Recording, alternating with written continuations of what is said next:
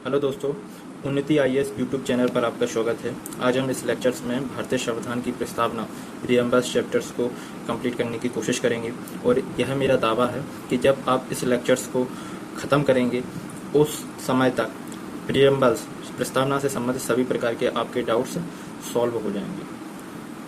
आइए हम अब शुरू करते हैं। प्रस्तावना क्या है? What is preambles? तो बच्चों यानी कि स्टूडेंट्स के मन में पहला क्वेश्चन प्रस्तावना से संबंधित यही आता है कि प्रस्तावना जो है वो संविधान का भाग है या नहीं। तो अपन देखते हैं, जब भी संविधान की किसी भी प्रकार की कोई व्याख्या करनी होती है या कोई शब्द होता है जो स्पष्ट तरीके से नहीं लिखा होता है या जहाँ भी विवाद उत्पन्न होता है तो उसकी व्याख्या जो है वो सुप्रीम कोर्ट करता है। तो सुप्रीम कोर्ट ने अपने एक निर्णय जो 1960 में दिया था उसमें कहा है कि प्रस्तावना संविधान का भाग नहीं है, लेकिन सुप्रीम कोर्ट ने ही अपने निर्णय को पलटते हुए 1973 में कहा है कि प्रस्तावना संविधान का भाग है, इसलिए वर्तमान में प्रस्तावना संविधान का भाग है।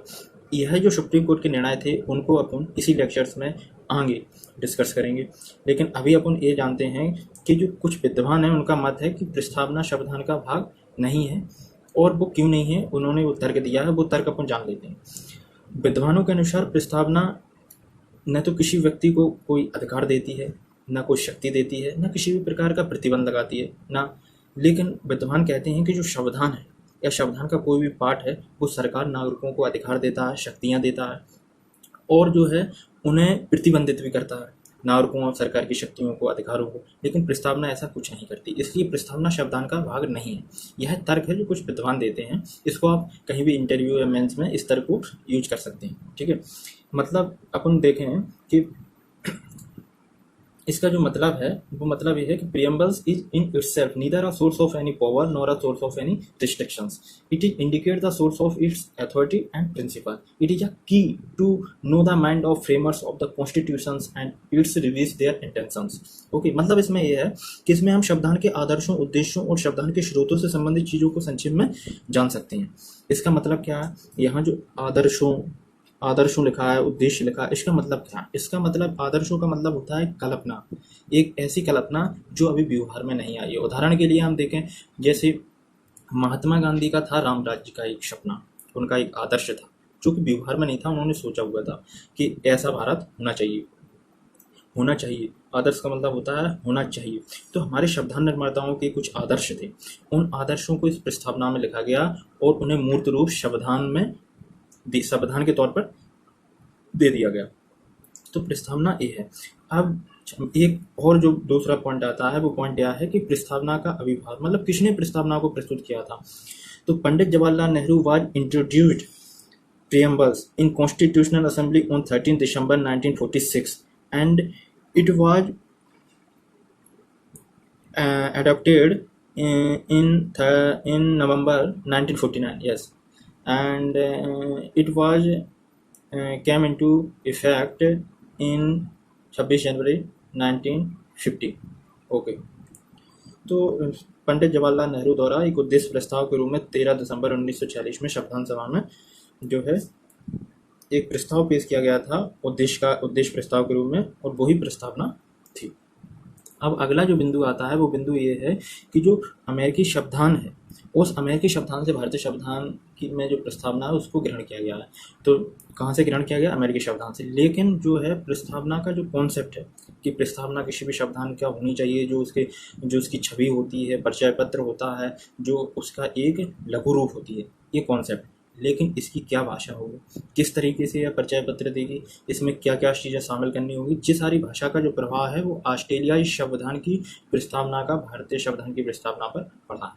ओके, इस बिंदु को आप लोग ध्यान रखना। अब आगे हम इसी लेक्चर्स में देखेंगे कि प्रस्तावना के मुख्य बिंदु क्या है। अब इसमें हम देखते हैं कि main points of the preambles, major elements क्या है प्रीएम्बल्स के, उनको अपन अभी इसी में देखते हैं। जैसे हम अपन जब प्रस्तावना पढ़ते हैं तो उसमें देखते हैं कि हम भारत के लोग, be the people of India, लेकिन एग्जैक्ट मतलब समझ में नहीं आता कि जो हम ये टर्म्स पढ़ते हैं, जो हमें इस प्रकार के बहुत सारे वर्ड हैं, जैसे हम भारत के लोग एक सेंटेंस ही है, तो इसका क्या क्या मतलब हो सकता है। इसको वाइड तरीके से समझने के लिए हम देखें, हम भारत के लोग, be the people of India का मतलब है कि जो शक्ति के केंद्र में है वो भारत के लोग ही हैं। भारत के लोगों ने आपस में एक मिलकर जो अपनी सभी शक्तियां हैं उनको एक शब्दान में निहित कर दिया है। मतलब शक्ति के सभी स्रोत, शब्दान के जो शब्दान का मूल स्रोत है वो भारत की जनता है, भारत के लोग हैं, यानी कि हम भारत के लोग हैं। हमने ही भारत के लोगों ने शब्दान बनाया है और उसे स्वीकार भी किया है और अपने ऊपर लागू भी किया है। हम भारत के लोग, we the people of India का मतलब ये है। अब हम आगे देखते हैं कि हमारे संविधान का स्वरूप क्या है जो प्रस्तावना में बताया गया। तो हम देखें हमारे संविधान का जो स्वरूप है उसमें हम देखेंगे कि स्वरूप में पहले ही लिखा है संपूर्ण पूर्वोत्तर संपन्न, फुल सॉवरेन। इसका मतलब क्या होता है? हम पढ़ तो लेते हैं प्रस्तावना में ये लिखा है संपूर्ण पूर्वोत्तर संपन्न, लेकिन हमें एग्जैक्ट मतलब समझ में नहीं आता, तो हम रटने याद करने की कोशिश करते हैं। आज हम बिल्कुल डिटेल्स से समझेंगे, जिसके बाद आप हमेशा के लिए इस वर्ड समझ जाएंगे। संपूर्ण पूर्वोत्तर संपन्न फुल सॉवरेन का मतलब होता है कोई भी देश जो अपने आंतरिक और वैदेशिक मामलों में किसी भी प्रकार का निर्णय किसी बाहरी दबाव या बाहरी देश की इंटरफेयर के बिना ले लेता है, तो वो देश फुल सॉवरेन, संपूर्ण पूर्वोत्तर संपन्न देश कहलाता है। उदाहरण के लिए हम देखें वर्तमान समय में जैसे यूएसए है, चाइना है, इंडिया है, ये फुल सॉवरेन कंट्री है। और कुछ ऐसे देश हैं जैसे ताइवान है, ताइवान में चाइना का इंटरफेयर रहता है, हांगकांग में चाइना का इंटरफेयर रहता है। और अपन देखें जो टर्की, जो साइप्रस पहले था, साइप्रस पर टर्की अपना जो इंटरफेयर करता था, तो ये कंट्री जो थी ये फुल सॉवरेन कंट्री नहीं थी, क्योंकि ये अपने आंतरिक और वैदेशिक मामलों में दूसरे देशों के हस्तक्षेप को रोक नहीं पा रही थी। वो देश इनके आंतरिक और बाह्य हस्तक्षेप को प्रभावित करते थे, इसलिए फुल सॉवरेन कंट्री नहीं थी, नॉन सॉवरेन कंट्री थी।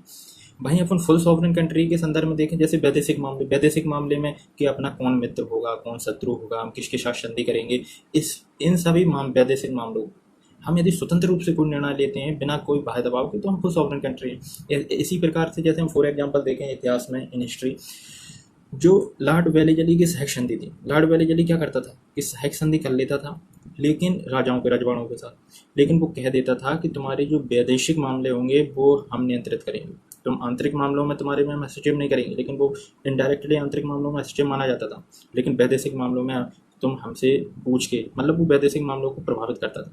तो उस समय वो जो राज्य के साथ लॉर्ड वेलेजली सहायक संधि करता था, तो वो राज्य जो है फुल सॉवरेन राज्य नहीं रहते थे, मतलब वो किसकी अधीनता में आ जाते थे? ब्रिटिश क्राउन के, उस कंपनी लॉर्ड वेलेजली के अधीनता में आ जाते थे। तो अब मतलब आशा है कि आपको फुल सॉवरेन प्रभुत्व संपन्न जो भी देश होते हैं या नॉन सॉवरेन कंट्रीज होते हैं उनका मतलब अब समझ में आ गया आपको। अब अपन अगले वर्ड पे आते हैं जो अपनी प्रस्तावना में बताया गया है, वो बताया गया है समाजवादी, सोशलिस्ट। अब हम इसको देख लेते हैं।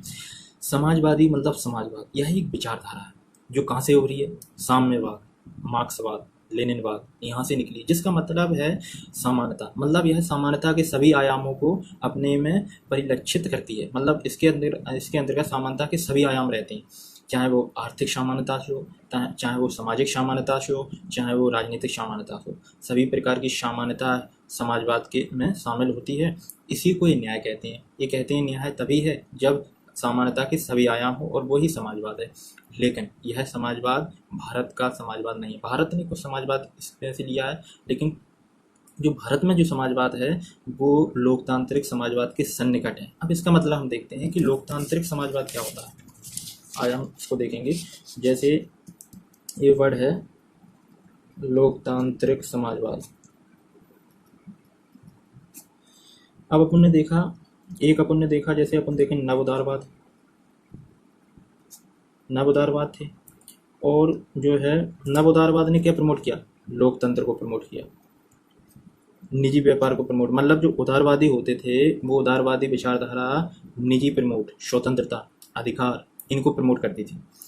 अर्थात मतलब स्वतंत्रता भी, लिबर्टी मतलब प्रतिबंध रहित स्वतंत्रता, बिजनेस, व्यापार, इन चीज़ों को बढ़ावा देती थी, लाभ। लेकिन जब उदारवाद की अगली ब्रांच आई नव उदारवाद, तो उसने लोकतंत्र के साथ, मतलब उदारवादी निजीकरण के ही साथ एक नई अवधारणा प्रस्तुत की उसमें ही, जिसमें समाजवाद के कुछ आयामों को उसने सम्मिलित कर लिया, और नव उदारवाद ने एक नई अवधारणा दी जिसको कहा गया लोकतांत्रिक समाजवाद। यही लोकतांत्रिक समाजवाद भारत के नेहरू जी की विचारधारा से काफ़ी मिलते जुलते हैं। नेहरू जी ने न तो साम्यवाद और न ही उदारवाद, दोनों में से किसी को शामिल नहीं किया, किसी को एक्सेप्ट नहीं किया, बल्कि दोनों की कुछ चीज़ें लेके एक नया समाजवाद उन्होंने अपने भारत में लागू किया, जिसको आर्थिक रूप में अपन मिश्रित अर्थव्यवस्था कह सकते हैं। और यह मिश्रित अर्थव्यवस्था कहीं ना कहीं लोकतांत्रिक समाजवाद की मतलब क्लोज है, बहुत ज़्यादा क्लोज है। इसको लोकतांत्रिक समाजवाद मिश्रित अर्थव्यवस्था एक ही तरीके से मान सकते हैं। मिश्रित अर्थव्यवस्था में क्या होता है, सार्वजनिक क्षेत्र व निजी क्षेत्र का सह अस्तित्व होता है, लेकिन उसमें सार्वजनिक क्षेत्र को वरीयता दी जाती है। अंतर सिर्फ इतना है, मतलब जो है भारत का जो समाजवाद है वो लोकतांत्रिक समाजवाद की सन्निकट है, कंप्लीटली लोकतांत्रिक समाजवाद नहीं है। क्योंकि लोकतांत्रिक समाजवाद नव उदारवादी विचारधारा है, जिसमें जो है सार्वजनिक क्षेत्र का हस्तक्षेप केवल सकारात्मक रूप से देखा जाता है, जो टैक्स लगा सकते हैं प्राइवेट सेक्टर पे, जो जिससे वो वेलफेयर कुछ स्टेट कुछ वेलफेयर कार्य कर सके, लेकिन वो निजी क्षेत्र में बिना मतलब का हस्तक्षेप नहीं कर सकती। लेकिन जो भारत में समाजवाद है उसमें सार्वजनिक क्षेत्र को वरीयता दी गई है। आय और जीवन की असमानता, गरीबी, बीमारी को कम करना, संपत्ति के केंद्रीकरण की प्रवृत्ति को रोकना, मजदूरों एवं वंचित वर्गों का कल्याण करना, ये सारी चीज़ें शामिल हैं। तो जो लोकतांत्रिक समाजवाद और नव उदारवादी समाजवाद भी तुम कह सकते हो इसको, भारत के समाजवाद इसके इन विचारधाराओं के सन्निकट है। तो समाजवादी एक विचारधारा थी जिसको भारत ने अपनी परिस्थितियों के अनुसार मॉडिफाई करके एक्सेप्ट किया है, जिसमें कुछ उदारवादी विचार के तत्व भी हैं और कुछ मार्क्सवादी समाजवाद के तत्व भी हैं, उससे एक मिश्रित अर्थव्यवस्था बनी है। इसका मतलब ये है। अब वर्तमान में हम यदि इसका एग्जाम्पल देखें तो जो योजना आयोग था, जो वर्तमान में नीति आयोग है, वही तो है, वही भारतीय समाजवाद या लोकतांत्रिक समाजवाद के उद्देश्यों की प्राप्ति के लिए ही कार्य कर रहा है। वर्तमान में नीति आयोग बोलने के लिए कार्य कर रहा है। अब चलो हम अगले वर्ड पे बढ़ते हैं। वो अगला जो वर्ड है अपना वो है पंथ निरपेक्ष। तो अब अपन यहाँ देखेंगे कि जो पंथ निरपेक्ष है इसका मतलब क्या है। हाँ, एक चीज़ अपन इसमें और देख लेते हैं। जो अपन ने यहाँ समाजवाद देखा है, ये समाजवाद 42वें संविधान संशोधन 1976 में जोड़ा गया है, जो पहले नहीं था। मतलब जो इंदिरा गांधी जो शासन में थी तो उन्होंने 42वां संविधान संशोधन 1976 में किया था और 3 शब्द जोड़े थे, समाजवादी, पंथ निरपेक्ष और जो है अखंडता, जो अपन आगे देखेंगे उसको जोड़ा था। मतलब पहले संविधान में अपन उसको, अब इन सारी चीज़ों का भी आगे देखेंगे, आपके क्लियर हो जाएंगे डाउट। अभी अपन देखते हैं पंथ निरपेक्ष क्या है। पंथ निरपेक्ष इस वर्ड को भी 42वें संविधान संशोधन 1976 में जोड़ा गया। तो एक चीज़ अपन देखते हैं पंथ निरपेक्ष और एक चीज़ देखते हैं अपन धर्मनिरपेक्ष।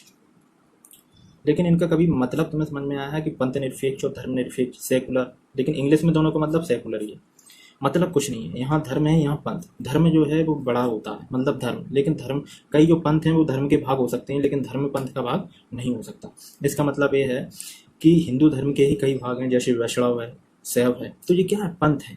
तो भारत में कई ऐसे धर्म हैं जिनके छोटे छोटे भाग हो गए हैं, जिनको पंथ कहा जाता है। इसलिए भारत में धर्मनिरपेक्ष शब्द की जगह पंथ निरपेक्ष शब्द को भारतीय प्रस्तावना या भारतीय संविधान में शामिल किया गया।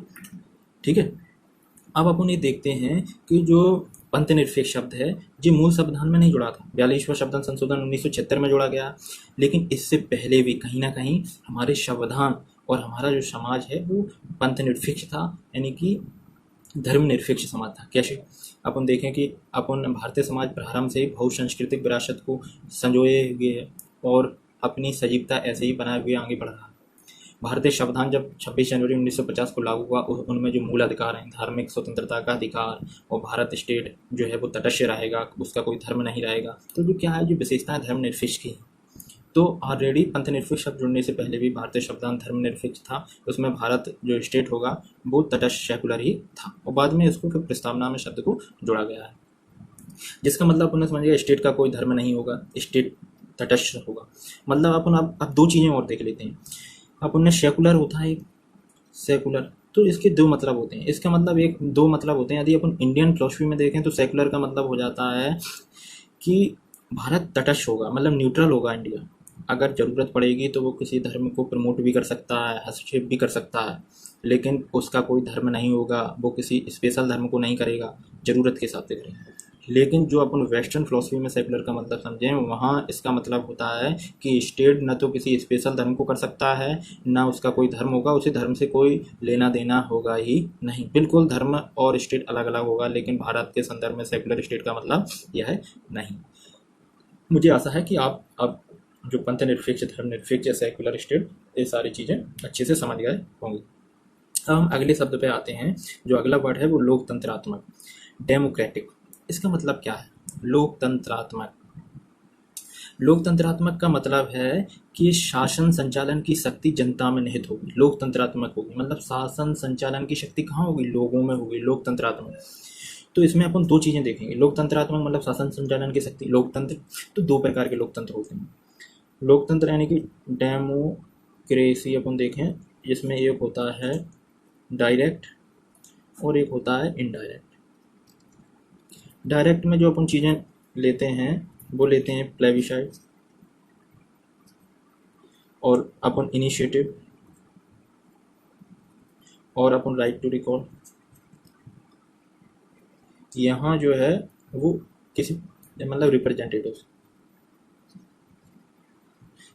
रिप्रेजेंटेटिव्स के थ्रू शासन किया जाता है। डायरेक्ट डेमोक्रेसी का मतलब होता है जहाँ जनता शासन में डायरेक्ट प्रत्यक्ष रूप से भागीदारी करे। या फिर वो प्लेबिसाइट मतलब जनमत संग्रह, जो क्या होता है कि कोई भी इशू हो और उस इशू को पब्लिक ही बनाया जाए और जनता के दो भागों में मत मांगे जाए, या तो इसको राइट में या नेगेटिव या पॉजिटिव पॉइंट। इनिशिएटिव का मतलब वो जनता कोई पहल कर दे, बहुमत से पहल कर दे। राइट टू रिकॉल का मतलब वो कोई प्रतिनिधि है या उसने कोई प्रतिनिधि भेजा था उसको वापस बुला दे, तो वहाँ भी डायरेक्ट डेमोक्रेसी मानी जाती है। इनडायरेक्ट डेमोक्रेसी जैसे कि भारत में एक संसदीय शासन प्रणाली है, मतलब संसदीय लोकतंत्र है, जिसका मतलब ये है कि भारत में देखो इंडिया का संदर्भ में अपन देखें तो इंडिया में जो है वो संसद पार्लियामेंट्री डेमोक्रेसी है, जिसका मतलब ये है कि भारत में एक संसद होगी, जो मंत्रिपरिषद या मंत्रिमंडल बनेगा वो संसद के प्रति उत्तरदायी होगा। जो लोकतंत्र होगा मतलब लोगों का तंत्र होगा, वो अपने प्रतिनिधि चुनेंगे और संसद में बैठाएंगे।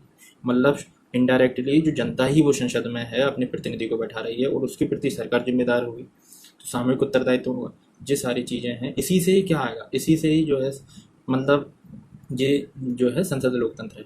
अब जो लोकतंत्रात्मक शासन प्रणाली शासन संचालन की शक्ति है, जो अपने आप में कहीं ना कहीं जो भारत के संदर्भ में यह सामाजिक लोकतंत्र और जो आर्थिक लोकतंत्र और राजनीतिक लोकतंत्र मतलब तीनों को समाये हुए। भारत के संदर्भ में जो प्रस्तावना में लोकतंत्रात्मक जो शब्द का उपयोग किया गया है शासन संचालन की शक्ति है, लेकिन यह अपने आप में सामाजिक लोकतंत्र, आर्थिक लोकतंत्र और राजनीतिक लोकतंत्र तीनों को समाये हुए है। अब हम एक एक करके इन तीनों का मतलब समझते हैं। जैसे आर्थिक लोकतंत्र है, आर्थिक लोकतंत्र, सामाजिक लोकतंत्र और अपन राजनीतिक लोकतंत्र। अब यहाँ तुम ये देखो, सामाजिक लोकतंत्र का मतलब क्या है? समाज में जो ऊंच नीच है, छुआछूत है, या समाज में जो संविधान ने तो सीधी सी गरिमा दी है, सभी को इक्वल माना है, सभी को उच्च दर्जा का माना है, सभी को प्रतिष्ठा के साथ जीवन जीने का अधिकार दिया है। संविधान के समक्ष सभी समान है, लेकिन जो समाज में कुरीतियाँ हैं और उनके आधार पर जो लोग अप्रतिष्ठा से जीते हैं, प्रतिष्ठा से नहीं जीवन यापन करते हैं, तो जो छुआछूत है, ऊंच नीच है, वो सामाजिक लोकतंत्र को धूमिल करती है। तो जो प्रस्तावना में लोकतंत्रात्मक शब्द का उपयोग हुआ है वो कहीं ना कहीं सामाजिक लोकतंत्र को भी अपने अंदर समाये हुए है, जिसका मतलब है कि भारत में एक सामाजिक लोकतंत्र होगा। इसका मतलब है कि छुआछूत ये सारी चीज़ें कुछ नहीं होंगी, तभी तो भारत में लोकतंत्र होगा, सभी लोगों का तंत्र होगा। जब सामाजिक लोकतंत्र होगा तो आर्थिक लोकतंत्र होगा। आर्थिक लोकतंत्र के अंतर्गत अपन देखें विभिन्न प्रकार की यूनिट्स होंगी, जैसे महात्मा गांधी ने कहा था कि कुटीर उद्योग, जूट उद्योग और खादी उद्योग, इनको विलेज स्तर पर लागू किया जाएगा। विलेज स्तर पर इनको गांव के स्तर पर स्थापित किया जाएगा, जिससे सभी लोग क्या होगा, सभी लोगों को रोजगार मिलेगा, सभी लोगों के अपने अपने उद्योग होंगे। तो कहा क्या होगा, वहाँ आर्थिक लोकतंत्र होगा। पहले सामाजिक लोकतंत्र होगा तो आर्थिक लोकतंत्र होगा, और आर्थिक लोकतंत्र के बाद ही राजनीतिक लोकतंत्र होगा, और तब भारत पूर्ण रूप से स्वतंत्र होगा। इसका मतलब ये है लोकतंत्रात्मक शब्द का मतलब ये सारी चीज़ें हैं। ठीक है, अब अपन अगले वर्ड पे आते हैं जिसका मतलब है गणराज्य। यहाँ सीधा सा लिखा है गणराज्य, मतलब जो है रिपब्लिक। अब अपन एक सीधी से वर्ड देखते हैं कि रिपब्लिक, इसका मतलब होता है कि the head of state is elected by the peoples of that state. मतलब जो भी स्टेट है उस स्टेट के लोगों के द्वारा उसका राष्ट्राध्यक्ष चुना हुआ होना चाहिए, और वो भी परोक्ष रूप से, इनडायरेक्टली। डायरेक्टली भी हो सकता है लेकिन इनडायरेक्टली आमतौर पर होता है। तो वो गणराज्य, जैसे भारत में देखा जाए तो 26 जनवरी 1950 को संविधान लागू हुआ। उस समय से हम रिपब्लिक क्यों मनाते हैं, क्योंकि उस डेट के बाद जो भारत का राष्ट्राध्यक्ष था वो चुनाव द्वारा चुना हुआ, इलेक्टेड बैठा था पहली बार। तो इसलिए जो है उस दिन से ही हम रिपब्लिक हो गए थे, रिपब्लिक ऑफ इंडिया। यानी कि उस दिन से ही हमने क्या मनाना शुरू किया है, रिपब्लिक डे मनाना शुरू किया है, जो 26 जनवरी को हम जो है प्रत्येक साल मनाते हैं। तो इसका मतलब रिपब्लिक होता है, और यह जो हेड ऑफ स्टेट होता है इलेक्टेड, वो मंत्रिपरिषद के सहायता से शासन का संचालन करता है। ये रिपब्लिक का मतलब होता है, सीधा सीधा मतलब है। अब अपन अगले वर्ड की ओर चलेंगे, लेकिन अपन जैसे अपन देखते हैं इसमें ये लिखा है कि संविधान के कुछ उद्देश्य थे, राइट। संविधान के उद्देश्य, जैसे संविधान का अपन ने इससे पहले शेप देखा, जिसमें अपन ने देखा कि संपूर्ण प्रभुत्व संपन्न भारत होगा, यह प्रस्तावना में लिखा है। और संविधान ने मेंशन किया कि भारत कैसा हो, भारत की छवि तो बता रहा है संविधान, और संविधान की छवि अपनी प्रस्तावना बता रही है, जिसमें अपन ने स्वरूप देखा संपूर्ण प्रभुत्व संपन्न, समाजवादी, पंथनिरपेक्ष, लोकतंत्रात्मक, गणराज्य। अब अपन देखेंगे कि जो अपनी प्रस्तावना का जो छवि संविधान की छवि प्रस्तावना ने बताई है, तो जो संविधान है उसका उद्देश्य क्या है, जो प्रस्तावना में संविधान का उद्देश्य बताया गया वो देखेंगे। तो अपन देखें जो संविधान का उद्देश्य है वो न्याय, जस्टिस प्रोवाइड करना, स्वतंत्रता, लिबर्टी प्रोवाइड करना, क्षमता, इक्वलिटी प्रोवाइड करना, गरिमा, डिग्निटी प्रोवाइड करना, एकता और अखंडता, यूनिटी और इंटीग्रिटी स्थापित करना, बंधुता, फ्रेटर्निटी स्थापित करना, ये सारे उद्देश्य हैं भारतीय संविधान के। अब अपन यहाँ एक चीज़ देख लेते हैं, एक एक करके इन सभी वर्डों को समझेंगे। सबसे पहले अपन देखते हैं न्याय। न्याय का मतलब क्या है? जस्टिस। जो अपन ने जो जस्टिस है, यह भारतीय प्रस्तावना, भारतीय संविधान में जो है रूसी क्रांति से ग्रहण की गई है, रूसी क्रांति ग्रहण की गई है। इसका मतलब ये है कि जो न्याय जस्टिस होता है वो माना जाता है कि समाजवादी जो विचारधारा है, साम्यवादियों का मतलब है कि वो समानता स्थापित करते हैं, और समानता जब कंप्लीटली स्थापित होती है तो ही जस्टिस होता है। जबकि उदारवादी विचारधारा में उदारवादियों का मानना है कि लोगों को स्वतंत्र छोड़ दिया जाए, उन्हें प्रतिबंध रहित होना चाहिए, तभी वो अपने अधिकारों का, अपने जो जीवन को अधिक उन्नत बना पाएंगे और अधिक इंटरेक्टिव रहेगा, उनका इनोवेटिव रहेगा। ये सारी चीज़ें उदारवादियों का मानना है, और वो कहते हैं यही लोगों के साथ जस्टिस है, यही जस्टिस है। लेकिन जो जस्टिस की जो थ्योरी है वो साम्यवादियों की थोड़ी ज़्यादा उचित रहती है, क्योंकि उसमें कम्प्लीटली जस्टिस आता है, समानता आती है और वो कम्प्लीटली जस्टिस होता है। तो रूसी क्रांति में ये सारी चीज़ें थी, साम्यवाद अभी तो वहीं से जो न्याय के जो तत्व हैं, जिसमें हम सामाजिक, आर्थिक और राजनीतिक न्याय, उनको भारतीय संविधान में ग्रहण किया गया है रूसी क्रांति से। तो इसको कहाँ से? रूस की क्रांति से, रूस की क्रांति से ग्रहण किया गया।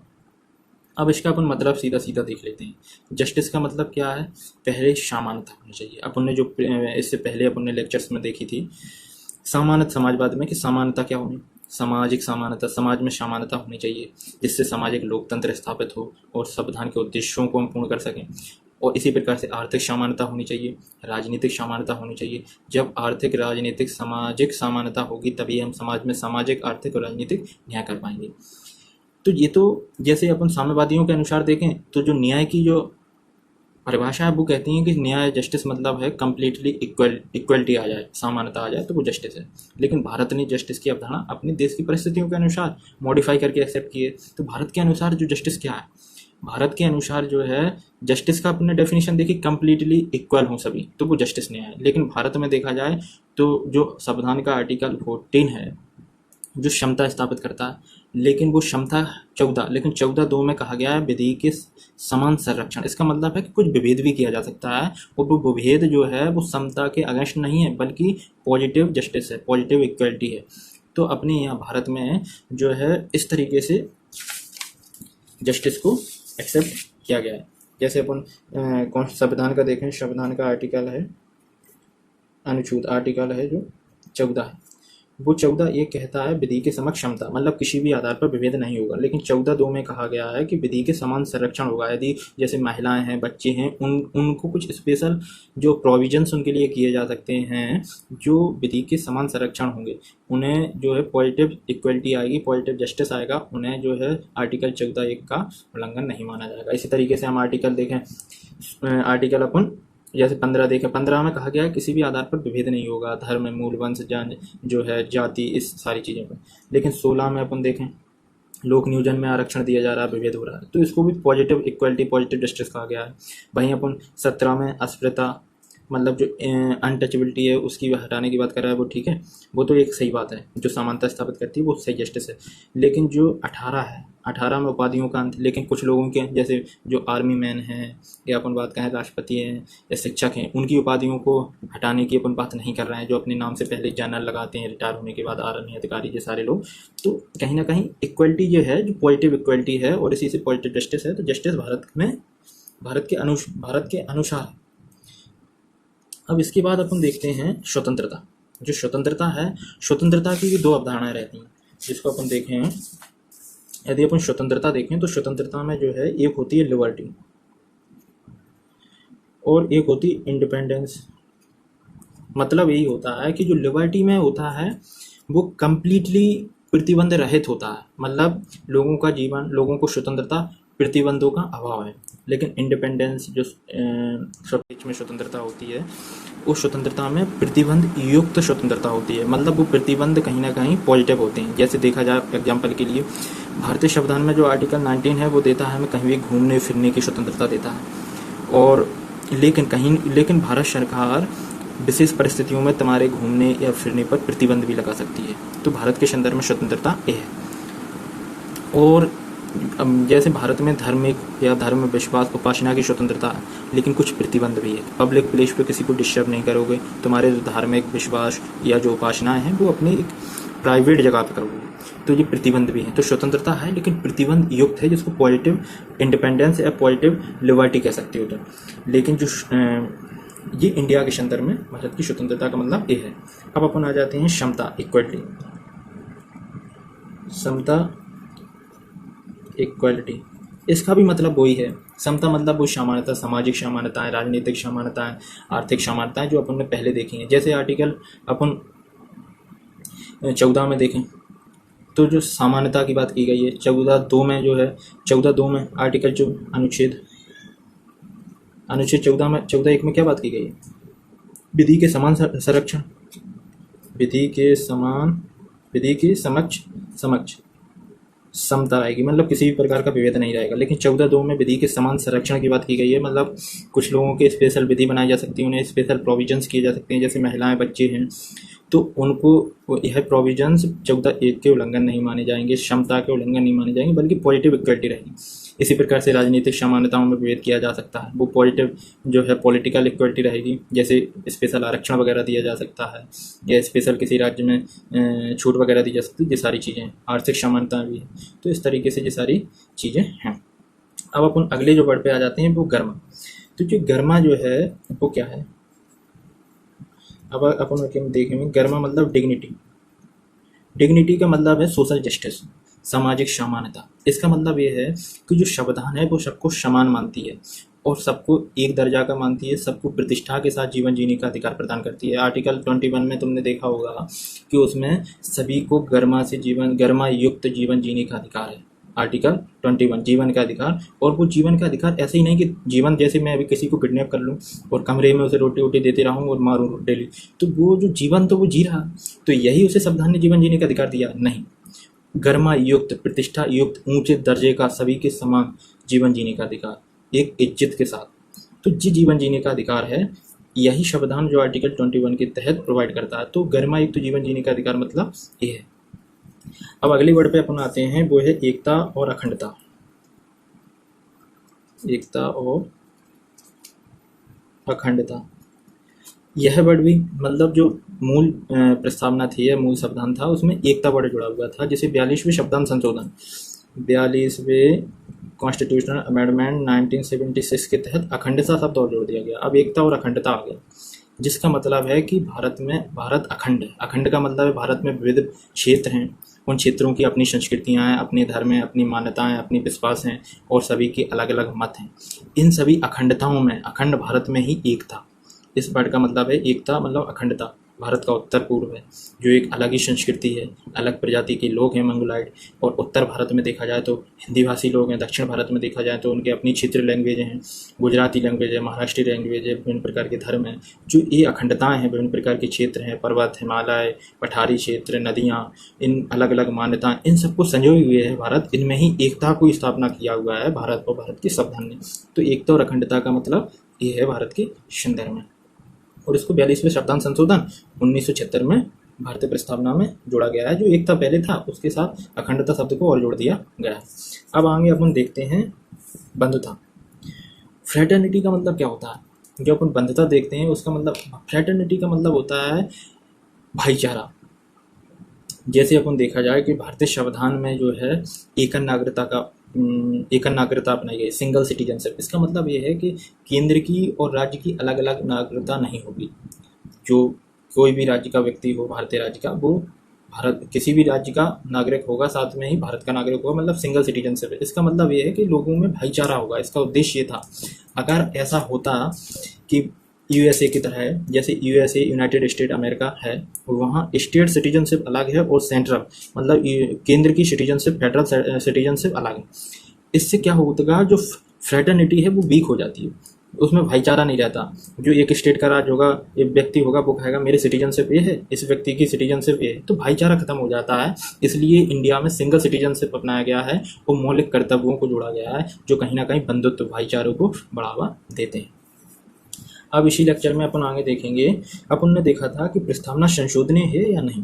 तो अपन ने इससे पहले अपन ने देखा था कि जो प्रस्तावना संविधान का भाग है या नहीं, और कहा था कि कुछ केस हैं सुप्रीम कोर्ट के, उनको डिस्कस करेंगे, वो यहीं डिस्कस करेंगे। तो यहाँ देखेंगे whether the preambles is amendable और not. But in a present time the preambles is amendable, okay, because in 1973 the Supreme Court, according to Supreme Court, on its verdict में सुप्रीम कोर्ट ने कहा था 1973 में कि केशवानंद भारती बनाम केरल राज्य में किस जो है, मतलब इससे पहले एक केस था बेरुवारी संघ केस 1960। उस केस में सुप्रीम कोर्ट ने माना था कि प्रस्तावना संविधान का भाग नहीं है, और जो आर्टिकल 368 है, आर्टिकल है एक संविधान का आर्टिकल है 368, जो संविधान के किसी भी भाग में संसद को संशोधन करने की शक्ति देता है। जब 1960 में बेरुवारी संघ केस में सुप्रीम कोर्ट ने निर्णय दिया था कि प्रस्तावना संविधान का भाग है नहीं, इसलिए 368 का उपयोग संसद प्रस्तावना को संशोधन करने में नहीं कर सकती, मतलब प्रस्तावना संशोधनीय नहीं है। वहीं सुप्रीम कोर्ट ने अपने ही एक केस केशवानंद भारती बनाम केरल राज्य 1973 में दिया, जिसमें सुप्रीम कोर्ट ने कहा एक नया स्ट्रक्चर, मतलब बेसिक स्ट्रक्चर, आधारभूत ढांचा, मतलब संविधान का आधारभूत ढांचा का सिद्धांत दिया, जिसमें कहा सुप्रीम कोर्ट ने कि जो संसद है वो आर्टिकल 368 के तहत संविधान के किसी भी भाग को संशोधित कर सकती है, वो प्रस्तावना को भी कर सकती है, क्योंकि प्रस्तावना, इससे मतलब होगा प्रस्तावना संविधान का भाग हो गया सुप्रीम कोर्ट के डिसीजन से। लेकिन जो संविधान का आधारभूत ढांचा है उसको नष्ट नहीं कर सकती। उस आधार पर सुप्रीम कोर्ट संसद की उस विधि को नष्ट कर सकता है, उसको वहीं से समाप्त कर सकता है, या फिर उसका पुनर्वलोकन कर सकता है। ये सारी चीज़ें सुप्रीम कोर्ट ने अपने डिसीजंस में कही थी। अब इसका अपन यहाँ 2-3 चीज़ें और फास्ट देख लेते हैं। वो 2-3 चीज़ें ये हैं कि स्टेट, जैसे अपन ने इससे पहले एक कॉन्सेप्ट देखा था सेकुलर स्टेट। तो जो धर्म के आधार पर जो स्टेट थे वो 3 प्रकार के होते हैं। एक तो एथेटिस्ट, जो एथेटिस्ट स्टेट होते हैं, एक जो होता है सेकुलर स्टेट होता है, और एक स्टेट जो होता है वो रिलीजियस स्टेट, रिलीजियन स्टेट होता है। जो एथेटिस्ट स्टेट होता है वो स्टेट नास्तिक होता है, मतलब किसी भी धर्म को नहीं मानता, न तो वो लोगों को धर्म मानने की इजाज़त देता है, ना वो खुद धर्म मानता है। उदाहरण के लिए फॉर एग्जांपल हम देखें तो जो चाइना है वो एक एथेटिस्ट स्टेट है, जिसका मतलब है कि न तो उसका कोई धर्म है, न वो लोगों को कोई धर्म मानने देता। सेकुलर स्टेट जैसे भारत है, मतलब धर्म के प्रति स्टेट कैसा है, न्यूट्रल है। और रिलीजियन स्टेट का मतलब है जैसे पाकिस्तान है, बांग्लादेश है, श्रीलंका है, इनका अपना एक धर्म है जो, ठीक है। ये धर्म के आधार पर 3 स्टेट होते हैं। और इससे पहले अपन ने 2-3 चीज़ें और इसमें देखी थी। वो 2-3 चीज़ें ये है, अपन ने देखा था कि 42वां संविधान संशोधन हुआ था, जो इंदिरा गांधी के शासनकाल में हुआ था। इसमें 3 चीज़ें संशोधित हुई थी प्रस्तावना की, मतलब एक तो अपन ने एकता शब्द अकेला जोड़ा था, उसके साथ जो है अखंडता को जोड़ दिया गया था भारतीय संविधान की प्रस्तावना में, एक चीज़ एक था। दूसरा जो संशोधन था उसमें जो है समाजवादी शब्द को जोड़ा गया था, भारतीय प्रस्तावना में समाजवादी शब्द को जोड़ दिया गया था। जो तीसरा संशोधन हुआ था, उस तीसरे संशोधन में जो है एक चीज और जोड़ी गई थी, वो चीज थी पंथ निरपेक्षता। पंचनिरपेक्ष शब्द को भारतीय संविधान में जोड़ा गया था। ओके, तो अब हमारा भारतीय संविधान की प्रस्तावना चैप्टर्स कंप्लीट हुआ। इससे संबंधित इस चैप्टर से संबंधित जो भी PDF होगी वो हमारे टेलीग्राम लिंक जिसका नाम है उन्नति 24/7 जो आपको डिस्क्रिप्शन में मिलेगा और स्क्रीन पर शो भी कर रहा होगा, उसको ज्वाइन करके आप इस लेक्चर्स की PDF डाउनलोड कर सकते हैं। उस टेलीग्राम लिंक पर बहुत इम्पोर्टेंट करंट अफेयर्स, MCQs और बाकी आपको कंपटीशन से संबंधित, एग्जाम से संबंधित महत्वपूर्ण रिलेवेंट डाटा आप एक्सेस कर सकते हैं। सो उसको ज्वाइन करें और इस चैनल को शेयर करें, सब्सक्राइब करें। Please support me. Thank you.